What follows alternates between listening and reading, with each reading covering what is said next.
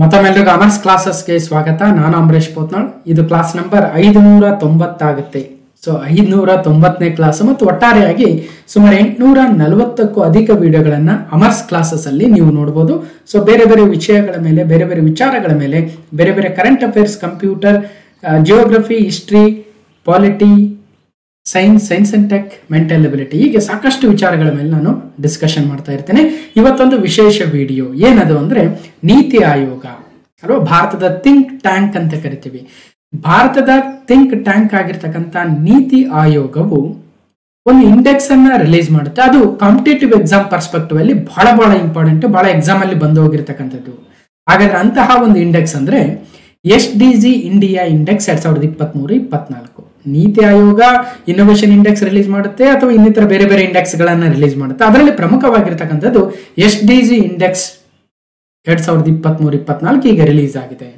ಹಾಗಾದ್ರೆ SDG ಅಂದ್ರೆ ಏನಂದ್ರೆ ಸಸ್ಟೈನಬಲ್ ಡೆವಲಪ್ಮೆಂಟ್ ಗೋಲ್ಸ್ ಅಂತ, ಸುಸ್ಥಿರ ಅಭಿವೃದ್ಧಿ ಗುರಿಗಳು ಅಂತ ಕರಿತೀವಿ. ವಿಶ್ವಸಂಸ್ಥೆಯು 2030ನೇ ಇಸವಿಯ ವೇಳೆಗೆ ಸುಮಾರು 17 ಗುರಿಗಳನ್ನು ಹಾಕಿಕೊಂಡು 2030ರ ವೇಳೆಗೆ ಅವುಗಳನ್ನ ಎಲ್ಲಾ ಪ್ರಪಂಚದ ವಿವಿಧ ದೇಶಗಳು ಕೂಡ ಆ ಒಂದು ಗುರಿಗಳನ್ನ ಸಾಧಿಸುವತ್ತ ಗಮನವನ್ನ ಹರಿಸಬೇಕನ್ನೋ ಉದ್ದೇಶದಿಂದ ಸಾಕಷ್ಟು ಕಾರ್ಯಕ್ರಮಗಳನ್ನ ಹಮ್ಮಿಕೊಳ್ತಾ ಬಂದಿದೆ ಅಲ್ವಾ. ಅದೇ ರೀತಿಯಾಗಿ ಆಯಾ ದೇಶಗಳು ಈ 17 ಗುರಿಗಳನ್ನ ಲೋಕಲೈಸ್ ಮಾಡ್ಕೋಬೇಕು. ಆಯಾ ಲೋಕಲೈಸ್ಗೆ ಅಥವಾ ಅಲ್ಲಿನ ಸ್ಥಳೀಯ ಪರಿಸ್ಥಿತಿಗಳಿಗೆ ಅನುಗುಣವಾಗಿ 17 ಗುರಿಗಳನ್ನ ಸಾಧಿಸುವತ್ತ ಅಲ್ಲಿನ ದೇಶ ಪ್ರಯತ್ನವನ್ನ ಮಾಡಬೇಕು ಅಂತ ಒಂದು ಗುರಿಗಳನ್ನ ಹಾಕಿಕೊಂಡು ಕೆಲಸವನ್ನ ಮಾಡ್ತಾ ಇದ್ದೇವೆ. ಅದೇ ರೀತಿಯಾಗಿ ಭಾರತ ಅಂತ ಬಂದಾಗ ಭಾರತವು ಒಂದು ವೈವಿಧ್ಯಮಯವಾಗಿರ್ತಕ್ಕಂತಹ ವಿವಿಧ ಸಂಸ್ಕೃತಿ, ವೇಷಭೂಷಣಗಳ ಒಂದು ದೊಡ್ಡ ಸಾಂಸ್ಕೃತಿಕ ದೇಶವಾಗುತ್ತೆ. ವಿವಿಧ ರಾಜ್ಯಗಳಿದಾವೆ.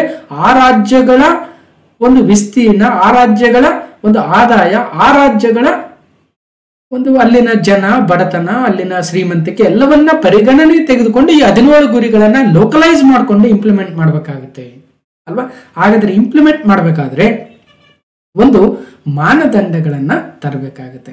ಯಾರು ಎಷ್ಟು ಇಂಪ್ರೂವೈಸ್ ಆಗಿದ್ದಾರೆ, ಯಾರು ಎಷ್ಟು ಈ 17 ಗುರಿಗಳನ್ನ ಸಾಧಿಸ್ತಾ ಇದ್ದಾರೆ ಅನ್ನೋದನ್ನ ಯಾರಾದ್ರೂ ಒಬ್ರು ಸರ್ಕಾರದಿಂದ ಅವುಗಳನ್ನ ಅಳತೆ ಮಾಡಬೇಕಾಗುತ್ತೆ ಅಲ್ವಾ.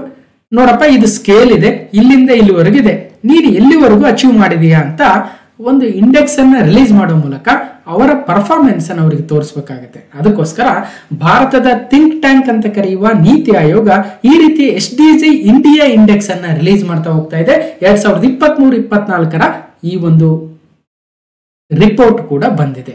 ಹಾಗಾದ್ರೆ ಪ್ರಶ್ನೆ ಏನ್ ಬರ್ಬೋದು ಅಂದ್ರೆ, ಒಟ್ಟಾರೆಯಾಗಿ ನೀತಿ ಆಯೋಗದ SDG ಇಂಡಿಯಾ ಇಂಡೆಕ್ಸ್ ಅಲ್ಲಿ ಟಾಪ್ 1 ನಲ್ಲಿ ಬಂದಿರತಕ್ಕಂತಹ ರಾಜ್ಯಗಳು ಯಾವ್ಯಾವು? ಓಕೆ, ಮೊದಲನೇ ಪ್ರಶ್ನೆ. ಮತ್ತು ಎರಡನೇ ಪ್ರಶ್ನೆ, ಕರ್ನಾಟಕಕ್ಕೆ ಬಂದ್ಬಿಡ್ತಾರೆ. ಕರ್ನಾಟಕವು ಈ ಒಂದು ನೀತಿ ಆಯೋಗದ SDG ಇಂಡಿಯಾ ಇಂಡೆಕ್ಸ್ ಅಲ್ಲಿ ಎಷ್ಟನೇ ಸ್ಥಾನವನ್ನು ಪಡೆದಿದೆ ಅಲ್ವಾ. ಟಾಪ್ ಪರ್ಫಾರ್ಮರ್ ಆಗಿರ್ತಕ್ಕಂತಹ ರಾಜ್ಯಗಳು ಯಾವ್ಯಾವು? ಕಳೆದ ಇಂಡೆಕ್ಸ್ ಹೋಲಿಸಿದ್ರೆ ಈ ಇಂಡೆಕ್ಸ್ ಅಲ್ಲಿ ಉತ್ತಮವಾಗಿರ್ತಕ್ಕಂಥ ಸಾಧನೆ ಮಾಡಿರ್ತಕ್ಕಂತಹ ರಾಜ್ಯಗಳು ಯಾವ್ಯಾವು? ಈ ರೀತಿಯಾಗಿ ಸಾಕಷ್ಟು ವಿಚಾರಗಳು ಮುನ್ನೆಲೆಗೆ ಬರ್ತವೆ. ಮತ್ತು ಒಟ್ಟಾರೆಯಾಗಿ ಸ್ಕೋರ್ ಎಷ್ಟಾಗಿದೆ, ಯಾವುದು ಅತಿ ಕಡಿಮೆ ರಾಜ್ಯ, ಯಾವುದು ನಂಬರ್ 1 ರಾಜ್ಯ, ನಂಬರ್ 1 ಯೂನಿಟರಿ ಟೆರಿಟರಿ ಯಾವುದು, ಅಥವಾ ಕಡಿಮೆ ಸ್ಥಾನದಲ್ಲಿರ್ತಕ್ಕಂತಹ ಕೇಂದ್ರಾಡಳಿತ ಪ್ರದೇಶ ಯಾವುದು, ಇವೆಲ್ಲವೂ ಕೂಡ ನಾವು ತಿಳ್ಕೊಬೇಕಾಗುತ್ತೆ. ಅದಕ್ಕೋಸ್ಕರ ಇವತ್ತು ನೀತಿ ಆಯೋಗದ SDG ಇಂಡಿಯಾ ಇಂಡೆಕ್ಸ್ ಬಗ್ಗೆ ಕಂಪ್ಲೀಟ್ ಡೀಟೇಲ್ಸ್ ಅನ್ನ ತಿಳ್ಕೊಳ್ತಾ ಹೋಗೋಣ. ಸೊ ನೋಡಬಹುದು, ಭಾರತದ ಸ್ಕೋರು 71 ಇದೆ ಒಟ್ಟಾರೆಯಾಗಿ. 2018ರಲ್ಲಿ 57 ಇದ್ದಂತಹ ಸ್ಕೋರು 2019-20ಕ್ಕೆ 60 ಆಯ್ತು, 2020-21ಕ್ಕೆ 66 ಆಯ್ತು. ಈಗ 2023-24ನ ಆರ್ಥಿಕ ವರ್ಷದ SDG ಇಂಡಿಯಾ ಇಂಡೆಕ್ಸ್ ಅಲ್ಲಿ ಒಟ್ಟು 71 ಸ್ಕೋರ್ ಆಗಿದೆ ಓವರ್ ಆಲ್ ಆಗಿ ಭಾರತದ ಸ್ಕೋರ್ ಅಂತ. ಮತ್ತು ಸ್ಟೇಟ್ ವೈಸ್ ಸ್ಕೋರ್ ತೆಗೆದುಕೊಂಡಾಗ 57ರಿಂದ 79 ಇದೆ ಅವರೇಜ್ ಆಗಿ. ಯೂನಿಯನ್ ಟೆರಿಟರಿ ಸ್ಕೋರ್ ಅಂತ ತೆಗೆದುಕೊಂಡಾಗ 65ರಿಂದ 77 ಇದೆ. ಮತ್ತು ಟಾಪ್ ಸ್ಟೇಟ್ಸ್ ಅಂದ್ರೆ ಉತ್ತರಾಖಂಡ, ಕೇರಳಗಳು ನಂಬರ್ 1 ಸ್ಥಾನದಲ್ಲಿದ್ರೆ ಬಿಹಾರ ಕೊನೆಯ ಸ್ಥಾನದಲ್ಲಿದೆ. ಹೀಗೆ ಯೂನಿಯನ್ ಟೆರಿಟರೀಸ್ ಅಂತ ಬಂದಾಗ ಚಂಡೀಗಢ ಮೊದಲನೇ ಸ್ಥಾನದಲ್ಲಿದ್ರೆ ಲಡಾಖ್ ಕೊನೆಯ ಸ್ಥಾನದಲ್ಲಿದೆ. ಒಟ್ಟಾರೆಯಾಗಿ ಹೈಯೆಸ್ಟ್ ಸ್ಕೋರ್ ಅನ್ನ ಮಾಡಿರ್ತಕ್ಕಂತಹ ಒಂದು ಏರಿಯಾ ಅಂದ್ರೆ ಅದು ಗೋಲ್ 13 ಆಗುತ್ತೆ. ಹಾಗಾದ್ರೆ ಗೋಲ್ 13 ಯಾವುದು, SDG 1 ಯಾವುದು, 2 ಯಾವುದು, 3 ಯಾವುದು, 17 ಯಾವುದು, SDG ಗಳನ್ನ ಯಾವ ವರ್ಷ ತಂದ್ರು, ಇದೆಲ್ಲವನ್ನು ಕೂಡ ಕಂಪ್ಲೀಟ್ ಪಿಕ್ಚರ್ ಅನ್ನು ಇವತ್ತು ನೋಡ್ತಾ ಹೋಗೋಣ. ಸೊ ಈಗ ಆಲ್ರೆಡಿ ಕ್ಲಾಸ್ ನಂಬರ್ 589 ಅಲ್ಲಿ ಕಂಪ್ಯೂಟರ್ ಮೇಲಿನ 30 ಪ್ರಶ್ನೆಗಳನ್ನ ನೋಡಿದ್ವಿ. ಅದ್ರ ಹಿಂದೆ 588ನೇ ಕ್ಲಾಸ್ ಅಲ್ಲಿ nuclear power plants in India, ಭಾರತದಲ್ಲಿನ ಪರಮಾಣು ವಿದ್ಯುತ್ ಸ್ಥಾವರಗಳು, ಮತ್ತೊಂದ್ ಕಡೆ ಯೂರೋ ಕಪ್, ಕೋಪಾ ಅಮೆರಿಕಾ ಬಗ್ಗೆ ಮಾತಾಡಿದ್ರೆ, ಇನ್ನೊಂದ್ ಕಡೆ ವಿಂಬಲ್ಡನ್ ಬಗ್ಗೆ, ಫ್ರೆಂಚ್ ಓಪನ್ ಬಗ್ಗೆ, ಆಸ್ಟ್ರೇಲಿಯನ್ ಓಪನ್ ಬಗ್ಗೆ, ಮತ್ತೊಂದ್ ಕಡೆ polity, constitution, geography, computer, current affairs, days and themes ಮತ್ತು ಸಾಕಷ್ಟು UNESCO intangible cultural heritage sites, Bharat champion ಆಗಿತ್ತು ICC T20 ಅದ್ರ ಬಗ್ಗೆ ನೋಡಿದ್ವಿ, ಲ್ಯಾಂಡ್ಮಾರ್ಕ್ ಜಡ್ಜ್ಮೆಂಟ್ ಬಗ್ಗೆ ನೋಡಿದ್ವಿ, ಸೈನ್ಸ್ ಅಂಡ್ ಟೆಕ್ ನೋಡಿದೀವಿ, ಜೊತೆಗೆ ಅಮೆಂಡ್ಮೆಂಟ್ ಗಳ ಬಗ್ಗೆ ನೋಡಿದೀವಿ. ಇವತ್ತು ನೀತಿ ಆಯೋಗದ SDG ಭಾರತ ಸೂಚ್ಯಾಂಕ 2023-24 ಬಗ್ಗೆ ಒಂದಷ್ಟು ಮಾಹಿತಿಯನ್ನ ತಿಳ್ಕೊಳ್ತಾ ಹೋಗ್ತೀವಿ. Towards Viksit Bharat, sustainable progress, inclusive growth ಅಂತ ನೀತಿ ಆಯೋಗ SDG ಇಂಡಿಯಾ ಇಂಡೆಕ್ಸ್ 2023-24 ತನ್ನ ವರದಿಯಲ್ಲಿ ಹೇಳಿದೆ. ಹಾಗಾದ್ರೆ ನಾನು ಅಮರೇಶ್ ಪೋತ್ನಾಳ್, ಅಮರ್ಸ್ ಕ್ಲಾಸಸ್ ಅಂತಕ್ಕಂಥ ಯೂಟ್ಯೂಬ್ ಚಾನಲ್ ಇದೆ, ಜೊತೆಗೆ ಅಮರ್ಸ್ ಕ್ಲಾಸಸ್ ಅಂತಕ್ಕಂಥ ಟೆಲಿಗ್ರಾಮ್ ಚಾನಲ್ ಕೂಡ ಇದೆ, ಮತ್ತು ಮೊದಲನೇ ಬಾರಿಗೆ ನೋಡ್ತಾ ಇದ್ರೆ ಒಂದಷ್ಟು ಕಿರು ಪರಿಚಯ ಕೂಡ ಇಲ್ಲಿದೆ ಅಂತ ಹೇಳ್ತಾ, ಸಾಕಷ್ಟು ವಿಡಿಯೋಸ್ ಇದಾವೆ, ಎಲ್ಲವನ್ನ ನೋಡಿ ನಿಮ್ಮ ಜ್ಞಾನವನ್ನು ಹೆಚ್ಚಿಸಿಕೊಳ್ಳಿ ಅಂತ ಹೇಳ್ತಾ, ಜೊತೆಗೆ ನಮ್ಮ ಟೀಮ್ಗೆ ನಿಮ್ಮ ಬೆಂಬಲವನ್ನು ಕೊಡಬೇಕು. ಇಲ್ಲಿ ಜಾಯಿನ್ ಬಟನ್ ಇದೆ, ಜಾಯಿನ್ ಬಟನ್ ಮೇಲೆ ಕ್ಲಿಕ್ ಮಾಡೋ ಮೂಲಕ ಅಮರ್ಸ್ ಡೈಮಂಡ್ ಕ್ಲಾಸಸ್ಗೆ ಜಾಯ್ನ್ ಆಗಿ ಎಲ್ಲಾ ವಿಡಿಯೋಸ್ ಅನ್ನು ಕೂಡ ನೋಡಬಹುದು. 840ಕ್ಕೂ ಹೆಚ್ಚಿನ ವಿಡಿಯೋಗಳಿದಾವೆ. ಎನಿ ಇಶ್ಯೂ ಇದ್ರೂ ಕೂಡ ನನ್ನ ಇಮೇಲ್ ಐಡಿಗೆ ಇಮೇಲ್ ಮಾಡಿ ವಿತ್ ಯುವರ್ ಫೋನ್ ನಂಬರ್ ಅಂತ ಹೇಳ್ತಾ, ಈಗ ನೇರವಾಗಿ ನಾವು 2023-24 ಸಾಲಿನ SDG ಇಂಡಿಯಾ ಇಂಡೆಕ್ಸ್ ಬಗ್ಗೆ ಒಂದಷ್ಟು ಮಾಹಿತಿಯನ್ನ ತಿಳ್ಕೊಳ್ತಾ ಹೋಗೋಣ. ಮೊದಲನೇದು ಪೇಪರ್ ಕಟಿಂಗ್ ನೋಡಿರ್ತೀರ. ಉತ್ತರಾಖಂಡ, ಕೇರಳ ಮುಂಚೂಣಿಯಲ್ಲಿದ್ದಾವೆ. ನೀತಿ ಆಯೋಗದ ಸುಸ್ಥಿರ ಅಭಿವೃದ್ಧಿ ಗುರಿ ಸೂಚ್ಯಂಕ 2023-24 ಕೊನೆಯ ಸ್ಥಾನದಲ್ಲಿ ಬಿಹಾರ, ಜಾರ್ಖಂಡ್, ನಾಗಾಲ್ಯಾಂಡ್ಗಳು ಇದಾವೆ. ನೀತಿ ಆಯೋಗ ಪ್ರಕಟಿಸಿರುವ 2023-24 ಆರ್ಥಿಕ ವರ್ಷದ ಸುಸ್ಥಿರ ಅಭಿವೃದ್ಧಿ ಗುರಿ ಭಾರತದ ಸೂಚ್ಯಂಕದಲ್ಲಿ SDG ಉತ್ತರಾಖಂಡ ಮತ್ತು ಕೇರಳ ಅತ್ಯುತ್ತಮ ಸಾಧಕ ರಾಜ್ಯಗಳಾಗಿದ್ದಾವೆ. ಮೊದಲನೇ ಸ್ಥಾನದಲ್ಲಿ 2 ರಾಜ್ಯ ಇದಾವೆ, ಉತ್ತರಾಖಂಡ ಮತ್ತು ಕೇರಳ, ಎರಡೂ ಕೂಡ ಜಂಟಿ ಅಗ್ರಸ್ಥಾನದಲ್ಲಿದ್ದಾವೆ. ಮೊದಲನೇ ವೆರಿ ವೆರಿ ಇಂಪಾರ್ಟೆಂಟ್ ಪಾಯಿಂಟ್, ಇವುಗಳನ್ನು ಅತ್ಯುತ್ತಮ ಸಾಧಕ ರಾಜ್ಯಗಳು ಎಂಬ ಶ್ರೇಯಕ್ಕೆ ಭಾಜನವಾಗಿದ್ದಾವೆ, ಜಂಟಿ ಅಗ್ರಸ್ಥಾನವನ್ನು ಹಂಚಿಕೊಂಡಿದ್ದಾವೆ. ಹೀಗೆ ರಾಜ್ಯಗಳು ಮತ್ತು ಕೇಂದ್ರಾಡಳಿತ ಪ್ರದೇಶಗಳ ಸಾಮಾಜಿಕ, ಆರ್ಥಿಕ, ಪರಿಸರದ ಅಭಿವೃದ್ಧಿಗೆ ವರದಿ, ಈ ಒಂದು ವರದಿಯು ಕನ್ನಡಿಯನ್ನ ಹಿಡಿದಿದೆ. ಬಿಹಾರವು ಕೊನೆಯ ಸ್ಥಾನದಲ್ಲಿದೆ ಅನ್ನೋದನ್ನ ಗಮನಿಸಬೇಕು. ಬಿಹಾರ ಕೊನೆಯ ಸ್ಥಾನದಲ್ಲಿದೆ, 28 ರಾಜ್ಯಗಳಲ್ಲಿ 28ನೇ ಸ್ಥಾನದಲ್ಲಿದೆ, ಅಥವಾ ಕೊನೆಯ ಸ್ಥಾನ, ಯಾಕಂದ್ರೆ ಕೆಲವೊಂದು ಜಂಟಿ ಸ್ಥಾನದಲ್ಲಿ ಬಂದಿದ್ದಾವೆ. ಇನ್ನು ಬಡತನ ನಿರ್ಮೂಲನೆ, ಆರ್ಥಿಕತೆ ಬೆಳವಣಿಗೆ, ಹವಾಮಾನ ಬದಲಾವಣೆ ತಡೆ, ಪರಿಸರ ಸಂರಕ್ಷಣೆ ಸಂಬಂಧ ರೂಪಿಸಲಾಗಿರುವ ಕ್ರಮಗಳಿಂದಾಗಿ ಈ ಬೆಳವಣಿಗೆ ಸಾಧ್ಯ ಆಗಿದೆ ಅಂತ ನೀತಿ ಆಯೋಗ ತನ್ನ ವರದಿಯಲ್ಲಿ ಹೇಳಿದೆ. ಸುಸ್ಥಿರ ಅಭಿವೃದ್ಧಿ ಗುರಿಗಳನ್ನು ಒಟ್ಟು 17 ಗುರಿಗಳಿದ್ದಾವೆ. ಅದರಲ್ಲಿ 16 ಗುರಿಗಳನ್ನು ನಿಗದಿಪಡಿಸಲಾಗಿದ್ದು, ಇವುಗಳ ಸುಧಾರಣೆಗೆ ಸರ್ಕಾರವು ಕೂಡ ನೆರವನ್ನು ನೀಡ್ತಾ ಇದೆ ಅಂತ ನೀತಿ ಆಯೋಗದ CEO BVR ಸುಬ್ರಹ್ಮಣ್ಯಂ ಅವರು ತಿಳಿಸಿದ್ದಾರೆ. ಹಾಗಾದ್ರೆ ಏನೇನು?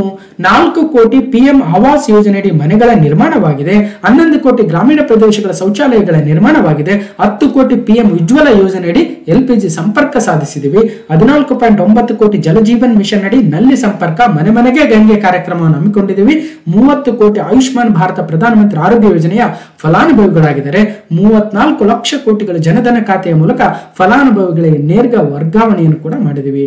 ಪ್ರಮುಖ ಗುರಿಗಳು ಯಾವ್ಯಾವ ಅಂತ ಒಟ್ಟು 17 ಗುರಿಗಳನ್ನ ನಾವು ನಂತರ ನೋಡ್ತಾ ಹೋಗೋಣ. ಮತ್ತು ಕರ್ನಾಟಕಕ್ಕೆ 5ನೇ ಸ್ಥಾನ ಸಿಕ್ಕಿದೆ. ಹೀಗೆ ಉತ್ತರಾಖಂಡ, ಕೇರಳ 79 ಅಂಕಗಳೊಂದಿಗೆ ಮೊದಲನೇ ಸ್ಥಾನದಲ್ಲಿದ್ರೆ, ತಮಿಳುನಾಡು 78 2ನೇ ಸ್ಥಾನದಲ್ಲಿದ್ರೆ, 77 ಅಂಕಗಳನ್ನು ಪಡೆದಿರ್ತಕ್ಕಂಥ ಗೋವಾ, ಹಿಮಾಚಲ ಪ್ರದೇಶಗಳು ಜಂಟಿಯಾಗಿ 3ನೇ ಸ್ಥಾನದಲ್ಲಿದ್ದು, 76 ಅಂಕ ಗಳಿಸಿರುವ ಪಂಜಾಬ್ ಮತ್ತು ಸಿಕ್ಕಿಂಗಳು 4ನೇ ಸ್ಥಾನದಲ್ಲಿ ಜಂಟಿಯಾಗಿವೆ. 5ನೇ ಸ್ಥಾನದಲ್ಲಿ ಕರ್ನಾಟಕವು ಇದೆ ಅನ್ನೋದನ್ನ ಗಮನಿಸಬೇಕು. 5ನೇ ಸ್ಥಾನ ಕರ್ನಾಟಕ 5ನೇ ಸ್ಥಾನದಲ್ಲಿ ಬಂದಿದೆ. ಸೊ ಹೀಗೆ KPSC ಎಕ್ಸಾಮ್ ರೇಷ್ಮೆ ಕೃಷಿ ವಿಸ್ತರಣಾಧಿಕಾರಿ ಒಂದು ಪರೀಕ್ಷೆ ನಿಂತಿತ್ತು, ಸೆರಿಕಲ್ಚರ್ ಎಕ್ಸ್ಟೆನ್ಷನ್ ಆಫೀಸರ್ ಅಂತ. ಅದರಲ್ಲಿ ಒಂದು ಪ್ರಶ್ನೆ ಕೂಡ ಬಂದಿತ್ತು. ಕ್ಲಾಸ್ ನಂಬರ್ 301 ಅಲ್ಲಿ ಡಿಸ್ಕಷನ್ ಮಾಡಿದ್ವಿ. ಏನಿತ್ತು ಪ್ರಶ್ನೆ? 2020-21 ನೀತಿ ಆಯೋಗದ SDG ಸೂಚ್ಯಂಕದ ಪ್ರಕಾರ ಕರ್ನಾಟಕದ ಸ್ಥಾನವೇನು? ಕರ್ನಾಟಕಸ್ ಪ್ಲೇಸ್ ಇನ್ ನೀತಿ ಆಯೋಗ್ಸ್ SDG ಇಂಡೆಕ್ಸ್ 2020-21 ಏನಾಗಿತ್ತು? 2ನೇ ಸ್ಥಾನನ, 3, 4, 5 ಅಂದ್ರೆ ಸೊ ಈಗ 5ನೇ ಸ್ಥಾನ ಇದೆ. ಆಗ 2021 ಆರ್ಥಿಕ ವರ್ಷದ SDG ಇಂಡೆಕ್ಸ್ ಅಲ್ಲಿ ಕರ್ನಾಟಕ 4ನೇ ಸ್ಥಾನಕ್ಕೆ ಬಂದಿತ್ತು. ಈಗ 1 ಸ್ಥಾನ ಕುಸಿತವನ್ನ ಕಂಡಿದೆ. So sustainable development goals index ಅಲ್ಲಿ ಕರ್ನಾಟಕ 4ನೇ ಸ್ಥಾನದಲ್ಲಿ ಇತ್ತು ಅಂತ ಎಕ್ಸಾಮ್ ಅಲ್ಲಿ ಯಾವ ರೀತಿಯಾಗಿ ಪ್ರಶ್ನೆ ಬಂದಿದೆ ಅಂತ ಒಂದು ಝಲಕನ್ನ ಒಂದು ಮೆಮೊರೈಸ್ ಮಾಡೋದಕ್ಕೆ ಇರಲಿ ಅನ್ನೋ ಉದ್ದೇಶಕ್ಕೆ ಹೇಳ್ತಾ, ನೀತಿ ಆಯೋಗದ ಆ ಇಂಡೆಕ್ಸ್ ಸುಮಾರು 300 ಪೇಜ್ಗಳಿಗೂ ಅಧಿಕ ಇದೆ. ಯಾರಿಗೆ ಸಾಧ್ಯ ಇದೆ ಮೇನ್ಸ್ ಲೆವೆಲ್ಗೆ ಪ್ರಿಪೇರ್ ಆಗ್ತಾ ಇರ್ತಕ್ಕಂಥವ್ರು KS ಮೇನ್ಸ್ಗೆ ಬಹಳ ಯೂಸ್ ಆಗುತ್ತೆ. SDG ಇಂಡಿಯಾ ಇಂಡೆಕ್ಸ್ 2023-24 ಅದರ ಒಂದು ಡಾಕ್ಯುಮೆಂಟ್ ಅನ್ನ ಡೌನ್ಲೋಡ್ ಮಾಡಿ ನೀವೇ ಓದಿ ಅಂತ ಹೇಳ್ತಾ, towards Viksit Bharat, sustainable progress and inclusive growth ಅಂತ ಇದರ ಒಂದು ಹೈಲೈಟ್ಸ್ ಗಳನ್ನ ಇಲ್ಲಿ ಇರತಕ್ಕಂಥ ಪ್ರಯತ್ನವಾಗುತ್ತೆ.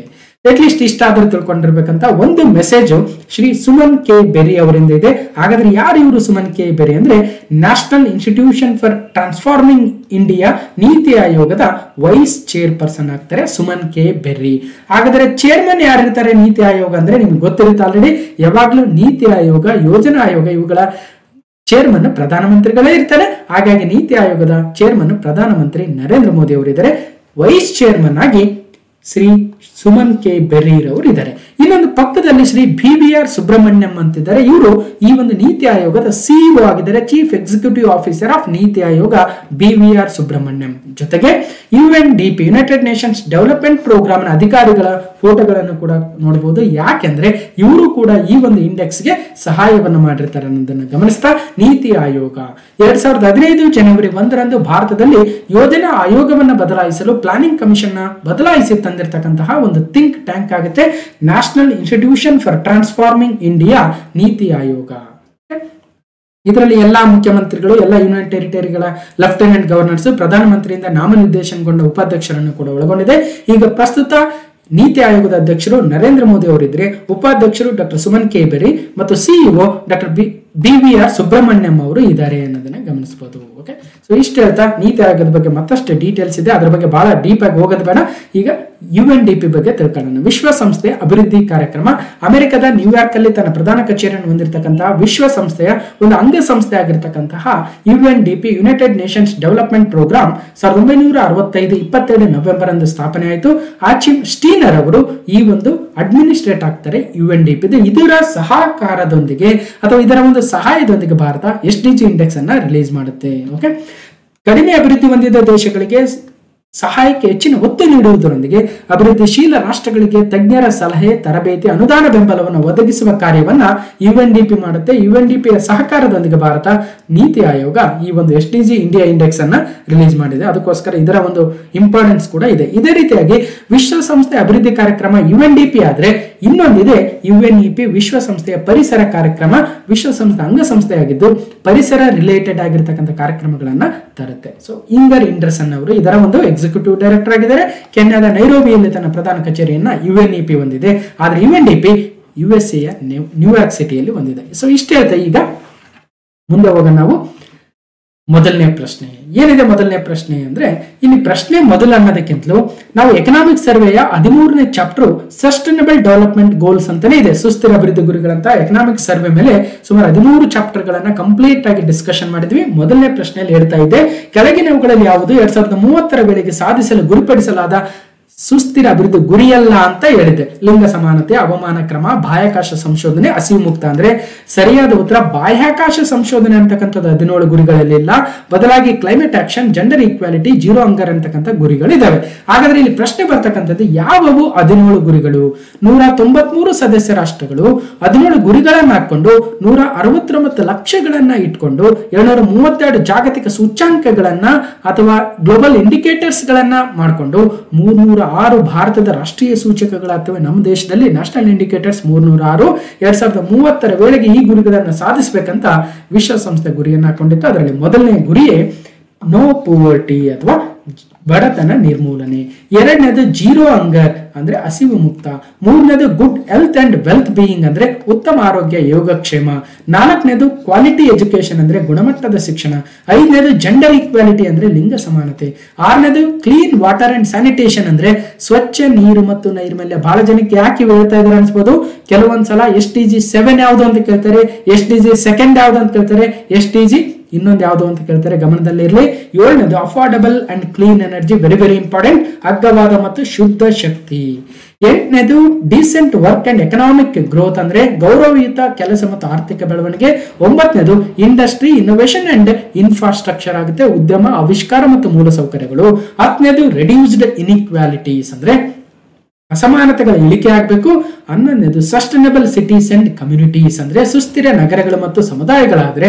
12ನೇದು ರೆಸ್ಪಾನ್ಸಿಬಲ್ ಕನ್ಸಂಪ್ಷನ್ ಅಂಡ್ ಪ್ರೊಡಕ್ಷನ್ ಆಗುತ್ತೆ, ಜವಾಬ್ದಾರಿಯುತ ಬಳಕೆ ಮತ್ತು ಉತ್ಪಾದನೆ. 13 ಕ್ಲೈಮೇಟ್ ಆಕ್ಷನ್ ಅಂದ್ರೆ ಹವಾಮಾನದ ಬಗ್ಗೆ ಕ್ರಮ. 14ನೇದು ಲೈಫ್ ಬಿಲೋ ವಾಟರ್ ಅಂದ್ರೆ ಜಲದ ಜೀವರಾಶಿ. 15ನೇದು ಲೈಫ್ ಆನ್ ವಾಟರ್ ಅಂದ್ರೆ ಲೈಫ್ ಆನ್ ಲ್ಯಾಂಡ್ ಅಂದ್ರೆ ಭೂಮಿ ಮೇಲಿನ ಜೀವರಾಶಿ. 16ನೇದು peace, justice and strong institutions ಅಂದ್ರೆ ಶಾಂತಿ, ನ್ಯಾಯ ಮತ್ತು ಸದೃಢ ಸಂಸ್ಥೆಗಳು. ಕೊನೆಯದಾಗಿ ಪಾರ್ಟ್ನರ್ಶಿಪ್ಸ್ ಫಾರ್ ದ ಗೋಲ್ಸ್ ಅನ್ನೋದು 17ನೇದು. ಅಂದ್ರೆ ಗುರಿ ಮುಟ್ಟಲು ಸಹಭಾಗಿತ್ವ. ಈಗ 17 ಗುರಿಗಳು ಯಾವ್ಯಾವ ಅಂತ ನೋಡಿದ್ವಿ. ಹಿಂದೆ 2015ರ ವೇಳೆಗೆ ವಿಶ್ವದಾದ್ಯಂತ ಸಾಧಿಸಬೇಕಾದ ಗುರಿಗಳನ್ನ ಸಹಸ್ರಮಾನ ಅಭಿವೃದ್ಧಿ ಗುರಿಗಳು, ಮಿಲೇನಿಯಂ ಡೆವಲಪ್ಮೆಂಟ್ಸ್ ಗೋಲ್ಸ್ ಅಂತ ಬಂದಿತ್ತು. 2000 ಇಸವಿಯಲ್ಲಿ ತಂದಿದ್ರು.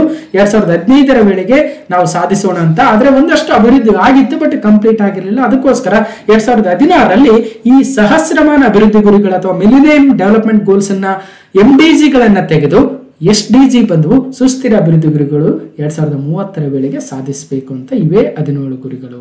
17 ಗುರಿಗಳನ್ನ ಆಯಾ ದೇಶಗಳು ಅವುಗಳನ್ನ ಸಾಧಿಸುವತ್ತ ಸಾಕಷ್ಟು ಕಾರ್ಯಕ್ರಮಗಳನ್ನು ತರಬೇಕು ಅಂತ ಅನ್ಕೊಂಡಿದ್ವು. ಗೋಲ್ 1 ನೋ ಪೋವರ್ಟಿ. ಭಾರತದಲ್ಲಿ ಬಡತನವನ್ನ ನಿರ್ಮೂಲನೆ ಮಾಡಬೇಕಾದ್ರೆ ಏನೇನು ಕಾರ್ಯಕ್ರಮಗಳನ್ನು ತಂದಿದ್ದಾರೆ? Mahatma Gandhi national rural employment guarantee scheme MNREGA scheme ಅನ್ನ ತಂದ್ರು. ಅದೇ ರೀತಿಯಾಗಿ ಬಡವರು ಹಸಿವಿನಿಂದ ಬಳಲಬಾರದು ಅಥವಾ ಬಡತನದಿಂದ ಹೊರಬರಬೇಕನ್ನೋ ಉದ್ದೇಶಕ್ಕೆ ದೀನ Dayal Antyodaya Yojana, national rural livelihood mission NRLM ಅನ್ನ ತಂದ್ರು. ಅದೇ ರೀತಿಯಾಗಿ ಅರ್ಬನ್ ಲೈವ್ಲಿಹುಡ್ ಮಿಷನ್ NULM ಅನ್ನು ತಂದ್ರು. ಪ್ರಧಾನಮಂತ್ರಿ ಜನ್ಧನ್ ಯೋಜನಾ, ಪ್ರಧಾನಮಂತ್ರಿ ಜೀವನ ಜ್ಯೋತಿ ಬಿಮಾ ಯೋಜನಾ, PM ಆವಾಸ್ ಯೋಜನಾ, ಗ್ರಾಮೀಣ ಕೌಶಲ್ಯ ಯೋಜನಾ, PM ಜೀವನ Jyoti Bima Yojana, national social assistance program NSAP, Atal pension Yojana. ನಾನು ಕೇವಲ ನೋ ಪವರ್ಟಿ ಬಗ್ಗೆ ಮಾತ್ರ ಹೇಳ್ತೀನಿ. ಉಳಿದಿರ್ತಕ್ಕಂಥವು ಜೀರೋ ಹಂಗರ್ ಆಗಿರ್ಬೋದು ಅಥವಾ good health and well being ಆಗಿರ್ಬೋದು, ಕ್ವಾಲಿಟಿ ಎಜುಕೇಶನ್ ಬಗ್ಗೆ ತಂದಿರತಕ್ಕಂಥ ಕಾರ್ಯಕ್ರಮಗಳು ಇಲ್ಲಿದ್ದಾವೆ. ನಿಧಾನವಾಗಿ ನೀವೇ ನೋಟ್ ಮಾಡ್ಕೊಳ್ಳಿ. ಮತ್ತು ಜೆಂಡರ್ ಈಕ್ವಾಲಿಟಿ ಬಗ್ಗೆ ಬೇಟಿ ಬಚಾವೋ ಬೇಟಿ ಪಢಾವೋ, ಸುಕನ್ಯಾ ಸಮೃದ್ಧಿ ಯೋಜನೆ, ಮುದ್ರಾ ಯೋಜನೆ, ಜನನಿ ಸುರಕ್ಷಾ ಯೋಜನೆ, Shakti Sadan, Kasturba Gandhi Balika Vidyalaya, Pragati scholarship, women help line, one stop one centre scheme ಇವೆಲ್ಲವೂ ಕೂಡ ಜೆಂಡರ್ ಈಕ್ವಾಲಿಟಿ ಅಥವಾ ಲಿಂಗ ಸಮಾನತೆಗೆ ತಂದಿರತಕ್ಕಂತಹ ಸರ್ಕಾರದ ಕಾರ್ಯಕ್ರಮಗಳಾಗ್ತವೆ. Clean water and sanitation, Jal Jeevan mission, Amrut, PM Krishi Sinchai ಯೋಜನೆ ಇವೆಲ್ಲವೂ ಕೂಡ ಕ್ಲೀನ್ ವಾಟರ್ ಅಂಡ್ ಸ್ಯಾನಿಟೇಷನ್ ಕಾರ್ಯಕ್ರಮಗಳಾದರೆ, ಅಫೋರ್ಡಬಲ್ ಅಂಡ್ ಕ್ಲೀನ್ ಎನರ್ಜಿಗೆ ಸೌಭಾಗ್ಯ ಸ್ಕೀಮ್ ಆಗಿರ್ಬೋದು, ಉಜ್ವಲ ಸ್ಕೀಮ್ ಆಗಿರ್ಬೋದು, ಉಜಾಲ ಸ್ಕೀಮ್ ಆಗಿರ್ಬೋದು, ಇವೆಲ್ಲವೂ ಕೂಡ affordable and clean energy. Decent work and economic ಗ್ರೋತ್ಗೆ PLI ಸ್ಕೀಮ್ ತಂದಿದ್ದಾರೆ, PM EGP ಸ್ಕೀಮ್ ತಂದಿದ್ದಾರೆ. ಇವೆಲ್ಲವೂ ಕೂಡ ಎಕ್ಸಾಮ್ ಅಲ್ಲಿ ಪ್ರಶ್ನೆಗಳಾಗಿದ್ದಾವೆ. ಅಥವಾ ಪ್ರಧಾನಮಂತ್ರಿ ಮುದ್ರಾ ಯೋಜನೆ ಆಗಿರ್ಬೋದು. ಇನ್ನು industry and innovation and infrastructure goal number 9ಗೋಸ್ಕರ ಡಿಜಿಟಲ್ ಇಂಡಿಯಾ, PM ಗತಿಶಕ್ತಿ ಅಥವಾ PM ಮಿತ್ರ ಯೋಜನೆ, NEIDS ಉದ್ಯಮಿ ಭಾರತ ಸ್ಕೀಮ್ಗಳನ್ನು ತಂದಿದ್ದಾರೆ. ರೆಡ್ಯೂಸ್ ಇನ್ಇಕ್ವಾಲಿಟೀಸ್ ಬಗ್ಗೆ ಕೂಡ ಸಾಕಷ್ಟು ಇದಾವೆ. ಜೊತೆಗೆ ರೆಡ್ಯೂಸ್ಡ್ ಇನ್ಇಕ್ವಾಲಿಟೀಸ್ ಅಂತ ಬಂದಾಗ ADP ಅನ್ನೋದು ಇಂಪಾರ್ಟೆಂಟ್, ಆಸ್ಪಿರೇಷನಲ್ ಡಿಸ್ಟ್ರಿಕ್ಟ್ ಪ್ರೋಗ್ರಾಮ್, ಮತ್ತು ABP ಅನ್ನೋದು ಇಂಪಾರ್ಟೆಂಟ್, ಆಸ್ಪಿರೇಷನಲ್ ಬ್ಲಾಕ್ ಪ್ರೋಗ್ರಾಮ್. ನನ್ನ ವಿಡಿಯೋಗಳನ್ನು ಫಾಲೋ ಮಾಡ್ತಾ ಇದ್ರೆ ನಿಮ್ಗೆ ಅವೇನು ಅಂತ ಗೊತ್ತಾಗುತ್ತೆ. ಜೊತೆಗೆ ಸಸ್ಟೈನಬಲ್ ಸಿಟೀಸ್ ಅಂಡ್ ಕಮ್ಯುನಿಟೀಸ್ ಬಗ್ಗೆ ಸ್ಮಾರ್ಟ್ ಸಿಟಿ ಆಗಿರ್ಬೋದು, ಅಟಲ್ ಅಮೃತ್ ಸ್ಕೀಮ್ಸ್ ಆಗಿರ್ಬೋದು, ಅಥವಾ PM ಸ್ವನಿಧಿ ಆಗಿರ್ಬೋದು, ಬೇರೆ ಬೇರೆ ಯೋಜನೆಗಳನ್ನು ತಂದಿದ್ದಾರೆ. ಹೃದಯ ಯೋಜನೆ ಕೂಡ. ನೆಕ್ಸ್ಟ್ ರೆಸ್ಪಾನ್ಸಿಬಲ್ ಕನ್ಸಂಪ್ಷನ್ ಪ್ರೊಡಕ್ಷನ್ ಬಗ್ಗೆ ಲೈಫ್ ಸ್ಕೀಮ್ ಬಂದಿದೆ, PM ಕುಸುಮ್ ಸ್ಕೀಮ್ ಇದೆ. ಜೊತೆಗೆ ಕ್ಲೈಮೇಟ್ ಆಕ್ಷನ್ ಬಗ್ಗೆ ಅಂತೂ ಭಾರತದಲ್ಲಿ ಹೇಳಂಗೆ ಇಲ್ಲ, ಸಾಕಷ್ಟು ಕಾರ್ಯಕ್ರಮಗಳನ್ನು ತಂದಿದ್ದಾರೆ. ಲೈಫ್ ಬಿಲೋ ವಾಟರ್ ಆಗಿರ್ಬೋದು, ಲೈಫ್ ಆನ್ ಲ್ಯಾಂಡ್ ಆಗಿರ್ಬೋದು, ಪೀಸ್, ಜಸ್ಟಿಸ್, ಸ್ಟ್ರಾಂಗ್ ಇನ್ಸ್ಟಿಟ್ಯೂಷನ್ಸ್ ಆಗಿರ್ಬೋದು. ಹೀಗೆ 16 ಗುರಿಗಳನ್ನು ಸಾಧಿಸಲು ಇವತ್ತು ಭಾರತ ಸಾಕಷ್ಟು ಕಾರ್ಯಕ್ರಮಗಳನ್ನು ತಂದಿದೆ. ಈಗ ಮೊದಲನೇ ಪ್ರಶ್ನೆ ಇಲ್ಲಿದೆ ನೋಡಿ, ನೀತಿ ಆಯೋಗದ ಬಗ್ಗೆ ಮೊದಲನೇ ಪ್ರಶ್ನೆ. ಇತ್ತೀಚೆಗೆ ಬಿಡುಗಡೆಯಾದ ನೀತಿ ಆಯೋಗದ ಸುಸ್ಥಿರ ಅಭಿವೃದ್ಧಿ ಗುರಿಗಳ ಸೂಚ್ಯಂಕ 2023-24ರಲ್ಲಿ ಮೊದಲ ಸ್ಥಾನ ಪಡೆದ ರಾಜ್ಯ ಯಾವುದು? Which state ranked first in the recently released ನೀತಿ ಆಯೋಗ್ಸ್ ಸಸ್ಟೈನಬಲ್ ಡೆವಲಪ್ಮೆಂಟ್ ಗೋಲ್ಸ್ ಇಂಡೆಕ್ಸ್ 2023-24 ಅಂದ್ರೆ ಉತ್ತರಾಖಂಡ, ಕೇರಳ, ಕರ್ನಾಟಕ, ಗುಜರಾತ್. ಅಂದ್ರೆ ಗೊತ್ತಿದೆ ನಿಮಗೆ, ಉತ್ತರಾಖಂಡ, ಕೇರಳ ಎರಡೂ ಕೂಡ ಜಂಟಿ ಅಗ್ರಸ್ಥಾನದಲ್ಲಿ ಬಂದಿದ್ದಾವೆ 2023ರ ಸುಸ್ಥಿರ ಅಭಿವೃದ್ಧಿ ಗುರಿಗಳ ಸೂಚ್ಯಂಕ ನೀತಿ ಆಯೋಗದ್ದು. ಗಮನಿಸಬೇಕು, both A and B, Uttarakhand and Kerala. ಅದಕ್ಕೋಸ್ಕರ ನೋಡಿದ್ವಿ ಈಗ ಆಲ್ರೆಡಿ ಉತ್ತರಾಖಂಡ ಮತ್ತು ಕೇರಳ ಅತ್ಯುತ್ತಮ ಸಾಧಕ ರಾಜ್ಯಗಳೆಂಬ ಶ್ರೇಯಕ್ಕೆ ಭಾಜನವಾಗಿದ್ದಾವೆ. ಉತ್ತರಾಖಂಡ, ಕೇರಳ ಮುಂಚೂಣಿಯಲ್ಲಿದ್ದಾವೆ. ಸೊ ಒಂದು ಉತ್ತರಾಖಂಡ ಇಲ್ಲಿ ಬರುತ್ತೆ, ಮತ್ತೊಂದು ಕೇರಳ ನಮ್ಮ ದಕ್ಷಿಣದ ರಾಷ್ಟ್ರ, ಮತ್ತೊಂದು ರಾಜ್ಯ, ಮತ್ತೊಂದು ಉತ್ತರದ ರಾಜ್ಯ. ಹೀಗೆ ಒಟ್ಟಾರೆಯಾಗಿ 2018ರಲ್ಲಿ 57 ಸ್ಕೋರ್ ಇದ್ದಂಥದ್ದು 2023-24ಕ್ಕೆ 71 ಸ್ಕೋರ್ ಆಗಿದೆ. ಭಾರತದ ಒಟ್ಟಾರೆ ಇಂಡಿಯಾ SDG ಇಂಡೆಕ್ಸ್ ಆಗುತ್ತೆ. ಸೊ ಹಾಗಾದ್ರೆ ಯಾವ್ಯಾವ್ದ್ರಲ್ಲಿ ಎಷ್ಟೆಷ್ಟು ಸ್ಕೋರ್ ಅಂತ ನೋಡಬಹುದು. ಇಲ್ಲಿ 4 ಕ್ಯಾಟಗರಿ ಮಾಡ್ತಾರೆ. ಒಂದು ಆಸ್ಪಿರೆಂಟ್ ಸ್ಟೇಟ್ ಅಂತ ಅಂದ್ರೆ 0 to 49, ಮತ್ತು ಪರ್ಫಾರ್ಮರ್ ಅಂತ 50 to 64 ಸ್ಕೋರ್ ಇದ್ರೆ, ಫ್ರಂಟ್ ರನ್ನರ್ ಅಂತ 65 to 99 ಇದ್ರೆ, ಅಚೀವರ್ ಅಂತ 100% ಆಗಿದ್ರೆ. ಗಮನಿಸಬಹುದು, ಕರ್ನಾಟಕ 1ರಲ್ಲಿ 100% ಸ್ಕೋರ್ ಅನ್ನು ಪಡೆದಿದೆ. ಆದ್ರೆ ಓವರ್ ಆಲ್ ಆಗಿ 5 ಬಂದಿದೆ ನೋಡೋಣ. ಅದಕ್ಕಿಂತ ಮುಂಚೆ ಪರ್ಫಾರ್ಮೆನ್ಸ್ ಆಫ್ ದ ಸ್ಟೇಟ್ ನೋಡೋದಾದ್ರೆ ಉತ್ತರಾಖಂಡ ಒಟ್ಟು 79 ಸ್ಕೋರು, ಕೇರಳ 79 ಸ್ಕೋರು. ಹಾಗಾಗಿ ಜಂಟಿ ಅಗ್ರಸ್ಥಾನದಲ್ಲಿ ಉತ್ತರಾಖಂಡ ಮತ್ತು ಕೇರಳ ರಾಜ್ಯಗಳಿದ್ದಾವೆ. ಇನ್ನು 2ನೇ ಸ್ಥಾನದಲ್ಲಿ 78 ಸ್ಕೋರ್ ಮಾಡಿರ್ತಕ್ಕಂಥ ತಮಿಳುನಾಡು, ಇವೆರಡು 1ನೇ ಸ್ಥಾನದಲ್ಲಿದ್ರೆ ತಮಿಳುನಾಡು 2ನೇ ಸ್ಥಾನದಲ್ಲಿದೆ. ಇನ್ನು ಗೋವಾ ಮತ್ತು ಹಿಮಾಚಲ ಪ್ರದೇಶಗಳು ಜಂಟಿಯಾಗಿ 3ನೇ ಸ್ಥಾನದಲ್ಲಿದ್ದಾವೆ 77 ಸ್ಕೋರ್ ಮಾಡೋದ್ರೊಂದಿಗೆ. ನಂತರದ ಸ್ಥಾನದಲ್ಲಿ ಪಂಜಾಬ್ ಮತ್ತು ಸಿಕ್ಕಿಂಗಳು ಒಟ್ಟಾರೆಯಾಗಿ 76 ಸ್ಕೋರ್ಗಳನ್ನು ಮಾಡಿ 4ನೇ ಸ್ಥಾನದಲ್ಲಿದ್ದಾವೆ. ಮತ್ತು ನಮ್ಮ ಕರ್ನಾಟಕವು 75 ಸ್ಕೋರ್ ಒಂದಿಗೆ ಕರ್ನಾಟಕ 5ನೇ ಸ್ಥಾನದಲ್ಲಿದೆ ಅನ್ನೋದನ್ನು ಗಮನಿಸಬೇಕು. 1 ಉತ್ತರಾಖಂಡ ಕೇರಳ, 2 ತಮಿಳುನಾಡು, 3 ಗೋವಾ ಹಿಮಾಚಲ ಪ್ರದೇಶ, 4 ಪಂಜಾಬ್ ಸಿಕ್ಕಿಂ, 5 ಕರ್ನಾಟಕ ಗಮನಿಸಬೇಕು. 6 ಗುಜರಾತ್ ಮತ್ತು ಆಂಧ್ರ ಪ್ರದೇಶಗಳು ಮತ್ತು ತೆಲಂಗಾಣಗಳಾದರೆ ನಂತರದ ಸ್ಥಾನಗಳಿದ್ದಾವೆ. ಹೀಗೆ ಕೊನೆಯದು ಅಂತ ಬಂದಾಗ ಬಿಹಾರ 57 ಸ್ಕೋರ್ ಒಂದಿಗೆ ಕೊನೆ ಸ್ಥಾನದಲ್ಲಿದೆ. ಅದಕ್ಕಿಂತ ಮೇಲೆ ಜಾರ್ಖಂಡ್ ಇದೆ, ನಾಗಾಲ್ಯಾಂಡ್ ಇದೆ. ಓಕೆ, ಗಮನಿಸಬೇಕು. ಫಸ್ಟ್ ಉತ್ತರಾಖಂಡ ಕೇರಳ, ಲಾಸ್ಟ್ ಬಿಹಾರ, ಕರ್ನಾಟಕ 5ನೇ ಸ್ಥಾನ. ಇನ್ನು ಪರ್ಫಾರ್ಮೆನ್ಸ್ ಆನ್ ಈಚ್ SDG ಅಂತ ನೋಡೋದಾದ್ರೆ SDG 7, 6, 16 ಅಂತ ಕೊಟ್ಟಿದ್ದಾರೆ. ಒಟ್ಟಾರೆಯಾಗಿ ಕರ್ನಾಟಕವು SDG 7 ಅಲ್ಲಿ 100% ಸ್ಕೋರ್ ಅನ್ನು ಮಾಡಿದೆ. ಕ್ಲೀನ್ ಅಂಡ್ ಅಫೋರ್ಡಬಲ್ ಎನರ್ಜಿ ಅನ್ನೋದು SDG 7 ನೆನ್ಪಿಡ್ಬೇಕು. ಸೊ ನೆಕ್ಸ್ಟ್ 90 SDG 6 ಅಲ್ಲಿ ಹೀಗೆ ಕರ್ನಾಟಕದ ಒಟ್ಟು ಸ್ಕೋರ್ ನೋಡೋದಾದ್ರೆ 75 ಆಗುತ್ತೆ ಅನ್ನೋದನ್ನ ನೋಡ್ಕೊಂಡ್ರೆ ಸಾಕು. ಇನ್ನು ಬೇರೆ ಬೇರೆ ರಾಜ್ಯಗಳ ಸ್ಕೋರ್ ಕೂಡ ಇದೆ.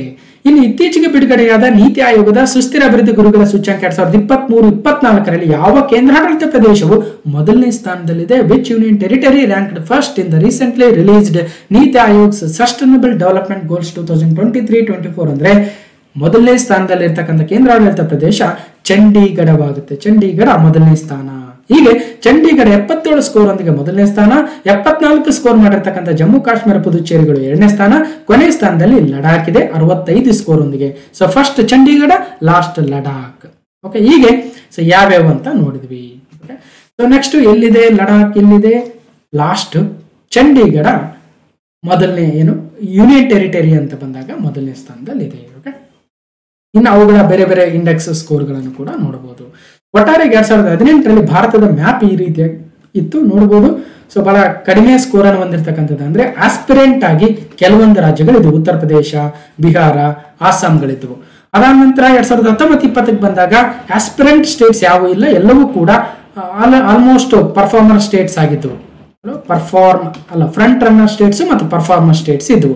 ಅದಾದ ನಂತರ 2020-21 ಬಂದಾಗ ಪರ್ಫಾರ್ಮರ್ ಕಡಿಮೆ ಆಯ್ತು, ಫ್ರಂಟ್ ರನ್ನರ್ ಜಾಸ್ತಿ ಆಗ್ತಾ ಹೋಯ್ತು. ಈಗ 23-24 ಬಂದಾಗ ಫ್ರಂಟ್ ರನ್ನರೇ ಬಹಳ ಇದಾವೆ. ಯೆಲ್ಲೋ ಕಲರ್ ಅಲ್ಲಿ ಇರೋದು 1, 2, 3, 4 ಒಂದಷ್ಟು ರಾಜ್ಯಗಳು ಯಾವ್ಯಾವ ಅಂದ್ರೆ ನಮ್ಮ ಮೇಘಾಲಯ, ನಾಗಾಲ್ಯಾಂಡ್, ರೈಟ್, ಮೇಘಾಲಯ ಮತ್ತು ನಾಗಾಲ್ಯಾಂಡ್ ಹಾಗೂ ಜಾರ್ಖಂಡ್, ಬಿಹಾರ. ಸೊ ಬಿಹಾರ, ಜಾರ್ಖಂಡ್ಗಳು ಮಾತ್ರ ಸ್ವಲ್ಪ ಕಡಿಮೆ ಇದಾವೆ, ಪರ್ಫಾರ್ಮರ್ ಕ್ಯಾಟಗರಿಯಲ್ಲಿ ಬಂದಿದ್ದೀವಿ. ಇನ್ನು ಉಳಿದಿರ್ತಕ್ಕಂಥ ಎಲ್ಲಾ ರಾಜ್ಯಗಳು ಕೂಡ ಇದೇ ಒಂದು ಫ್ರಂಟ್ ರನ್ ಇದಾವೆ ಅಂದ್ರೆ 65-99. ಯಾವ್ದಾದ್ರು ಅಚೀವರ್ ಸ್ಟೇಟ್ ಇದೆಯಾ ಅಂದ್ರೆ ಅಚೀವರ್ ಅಂದ್ರೆ 100% ಬಂದಿರಬೇಕು. ಯಾವ್ದಾದ್ರು ಇದೆಯಾ ಅಂದ್ರೆ ಇಲ್ಲ, ಅಚೀವರ್ ಸ್ಟೇಟ್ ಇನ್ನು ಯಾವುದೂ ಆಗಿಲ್ಲ. ಓಕೆ, ಗಮನಿಸಬೇಕು. ಇನ್ನು ಕೊನೆಯ ಪ್ರಶ್ನೆ, ಇತ್ತೀಚೆಗೆ ಬಿಡುಗಡೆಯಾದ ನೀತಿ ಆಯೋಗದ ಸುಸ್ಥಿರ ಅಭಿವೃದ್ಧಿ ಗುರಿಗಳ ಸೂಚ್ಯಂಕ 2023-24ರಲ್ಲಿ ಕರ್ನಾಟಕ ರಾಜ್ಯದ ಸ್ಥಾನ ಎಷ್ಟಿದೆ, ಒಟ್ಟು ಅಂಕಗಳು ಎಷ್ಟಿದಾವೆ ನೋಡಿ. What is the rank and total score? Rank ಎಷ್ಟಿದೆ ಈಗ ಆಲ್ರೆಡಿ ನೋಡಿದ್ವಿ 5. ಟೋಟಲ್ ಸ್ಕೋರ್ ಎಷ್ಟಿದೆ? ಸೊ ನೋಡ್ಬೋದು ಕರ್ನಾಟಕದ ಟೋಟಲ್ ಸ್ಕೋರ್ ಎಷ್ಟು ಅಂತ ಇಲ್ಲಿ ಆಲ್ರೆಡಿ ಹೇಳಿದ್ದೆ ನಾನು. ಕರ್ನಾಟಕದ ಒಟ್ಟು ಸ್ಕೋರು ಹಾಗೇ ಮುಂದೆ ಬಂದ್ರೆ ಇಲ್ಲಿದೆ ನೋಡಿ 75. ರ್ಯಾಂಕ್ ಎಷ್ಟು ಅಂತ ನೋಡಿದ್ವಿ. ಸೊ 1 ಇವಾಯ್ತು, 2, 3, 4, 5ನೇ ರ್ಯಾಂಕ್. 5, 75 ಸರಿಯಾದ ಉತ್ತರವಾಗುತ್ತೆ. ಸೊ ನೋಡ್ಬೋದು ಕರ್ನಾಟಕದ ಸ್ಥಾನ 5 ಮತ್ತು ಸ್ಕೋರ್ 75 ಆಗುತ್ತೆ. ಹೀಗೆ 2020-21 ಕಳೆದ ಒಂದು SDG ಇಂಡೆಕ್ಸ್ ಅಲ್ಲಿ ಕರ್ನಾಟಕ 72 ಸ್ಕೋರ್ ಅನ್ನ ಮಾಡಿತ್ತು. ಈಗ 2023-24ರಲ್ಲಿ 75, 3 ಅಂಕಗಳು ಜಾಸ್ತಿ ಆಗಿದೆ. ಬಟ್ 1 ಸ್ಥಾನ ಕುಸಿದಿದೆ. ಕಳೆದ ಬಾರಿ 4ನೇ ಸ್ಥಾನದಲ್ಲಿತ್ತು, ಈಗ 5ನೇ ಸ್ಥಾನಕ್ಕೆ ಕುಸಿದಿದೆ. ಸೊ ಗಮನಿಸಬಹುದು. ಇನ್ನು ಕರ್ನಾಟಕದ ಈಚ್ ಇಂಡಿವಿಜುವಲ್ ಗೋಲ್ ಅಂತ ಬಂದಾಗ SDG 7 clean and affordable energy 100 ಅಂಕಗಳನ್ನು ಗಳಿಸಿದೆ, 100ಕ್ಕೆ 100. ಇನ್ನು SDG 1 ನೋ ಪೋವರ್ಟಿ 73 ಅಂಕಗಳು. SDG 2 0 ಹಂಗರ್ 56 ಅಂಕಗಳು. ಸೊ ಗಮನಿಸಬಹುದು. ಹೀಗೆ ಮೂರನೇದಾದ ಉತ್ತಮ ಆರೋಗ್ಯ ಯೋಗಕ್ಷೇಮ 80 ಅಂಕಗಳು. ಗುಣಮಟ್ಟದ ಶಿಕ್ಷಣ 63 ಅಲ್ವಾ. ಅದೇ 51 ಯಾವುದು ಲಿಂಗ ಸಮಾನತೆ, ಜೆಂಡರ್ ಈಕ್ವಾಲಿಟಿಯಲ್ಲಿ ಸ್ವಲ್ಪ ಕರ್ನಾಟಕ ಕಡಿಮೆ ಇದೆ ಅಲ್ವಾ. ಸೊ 7ನೇ ರ್ಯಾಂಕ್ ಏನಿದೆ ಅಲ್ವಾ, ಅಗ್ಗವಾದ ಮತ್ತು ಶುದ್ಧ ಶಕ್ತಿ ಅಂದ್ರೆ ಅಫೋರ್ಡಬಲ್ ಆ್ಯಂಡ್ ಕ್ಲೀನ್ ಎನರ್ಜಿ ಇದೆಯಲ್ವಾ, ಅದು ಕರ್ನಾಟಕ 100% ಪಡೆದಿದೆ. ಸೊ ಒಟ್ಟಾರೆಯಾಗಿ ಇಷ್ಟು ಡೀಟೇಲ್ಸ್ ಆಗಿತ್ತು. ಸೊ ಹೇಗನ್ನಿಸ್ತು ಇದ್ರ ಬಗ್ಗೆ ಮತ್ತಷ್ಟು ಬಹಳ ಡೀಟೇಲ್ಸ್ ನೋಡ್ಬೋದು, ಹೇಳ್ತಾ ಹೋದ್ರೆ ಇನ್ನೂ ಬಹಳ ಇದೆ, ನಿಮಗೆ ಬೋರ್ ಆಗ್ಬೋದು ಅಂತ ನಾನು ಇಷ್ಟೇ ತಂದಿದ್ದೀನಿ. ಇಲ್ಲ ಸರ್ ಇನ್ನೂ ಸ್ವಲ್ಪ ಎಕ್ಸ್ಟ್ರಾ ಹೇಳ್ಬೇಕಾಗಿತ್ತು ಅಂದರೆ ಕಮೆಂಟ್ ಮಾಡಿ, ನೆಕ್ಸ್ಟ್ ಟೈಮ್ ಎಕ್ಸ್ಟ್ರಾ ಹೇಳೋಣ. ಇಲ್ಲ ಸರ್ ಇದೇ ಜಾಸ್ತಿ ಆಯಿತು ಅಂದರೆ ಅದನ್ನು ಕೂಡ ಕಮೆಂಟ್ ಮಾಡಿ. ಇಲ್ಲ ಸರ್ ಇನ್ನಷ್ಟು ಪ್ರಶ್ನೆಗಳು ಜಾಸ್ತಿ ಆಗಬೇಕಾಗಿತ್ತಾ ಅದನ್ನು ಕಮೆಂಟ್ ಮಾಡಿ. ಸೊ ಏನಾಗುತ್ತೆ ಹೇಳಿ, ಇನ್ನಷ್ಟು ಇಂಪ್ರೂವ್ ಮಾಡ್ಕೊಂಡು ಒಟ್ಟಾರೆಯಾಗಿ ನಿಮ್ಮ ಕೆಲಸ ಸಿಗ್ತಕ್ಕಂತಹ ಚಾನ್ಸಸ್ ಹೆಚ್ಚಿಗೆ ಆಗಬೇಕು, ಅಷ್ಟೇ ಉದ್ದೇಶ ಅಲ್ವಾ. ಸೊ ಇಷ್ಟು ಹೇಳ್ತಾ ನಿಮ್ಮ ಕಮೆಂಟ್ಗಳಿಗೋಸ್ಕರ ವೇಟ್ ಮಾಡ್ತಾ ಇರ್ತೀನಿ ಅಂತ ಹೇಳ್ತಾ ಈ ವಿಡಿಯೋವನ್ನು ಒಂದು ಲೈಕ್ ಮಾಡಿ, ಶೇರ್ ಮಾಡಿ, ಸಬ್ಸ್ಕ್ರೈಬ್ ಮಾಡಿ, ಮತ್ತು ಬೇರೆ ಎಲ್ಲ ವಿಡಿಯೋಸ್ ಇದೆ ಎಲ್ಲವನ್ನು ನೋಡಿ ನಿಮ್ಮ ಜ್ಞಾನವನ್ನು ಹೆಚ್ಚಿಸ್ಕೊಳ್ಳಿ ಅಂತ ಹೇಳ್ತಾ, ಜೊತೆಗೆ ನಮ್ಮ ಟೀಮ್ಗೆ ನಿಮ್ಮ ಬೆಂಬಲವನ್ನು ಕೊಡಿ, ಅಮರ್ಸ್ ಡೈಮಂಡ್ ಕ್ಲಾಸಸ್ಗೆ ಜಾಯ್ನ್ ಆಗಿ ಅಂತ ಹೇಳ್ತಾ. ಸೊ ಬೇರೆ ಬೇರೆ ಸಾಕಷ್ಟು ವಿಡಿಯೋಸ್ ಇದ್ದಾವೆ, ಬಜೆಟ್ ಮೇಲೆ ಇದೆ, ಎಕನಾಮಿಕ್ ಸರ್ವೆ ಮೇಲೆ ಇದೆ, ಇವೆಲ್ಲವನ್ನು ನೋಡಿ ನಿಮ್ಮ ಜ್ಞಾನವನ್ನು ಹೆಚ್ಚಿಸ್ಕೊಳ್ಳಿ ಅಂತ ಹೇಳ್ತಾ. So waiting for your comments ಅಂತ ಹೇಳ್ತಾ. So thank you.